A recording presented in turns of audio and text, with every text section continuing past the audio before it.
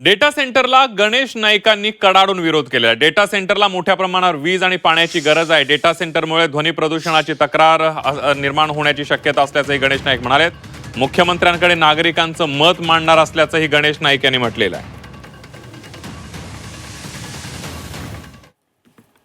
आता डेटा सेंटरच्या परिसरात इतक्या मोठ्या प्रमाणात वीज लागते त्या डेटा सेंटरला, पाणी लागतं आणि त्याच्यामुळे उष्णता निर्माण होते आणि त्याचे जे फॅन चालतात त्याचं आवाज म्हणजे नॉईज पोल्युशन तिथं होतं. डेटा सेंटर पाहिजे, माननीय पंतप्रधान नरेंद्र मोदीजींची इच्छा आहे, परंतु नागरी वस्तीमध्ये तो नागरिकांच्या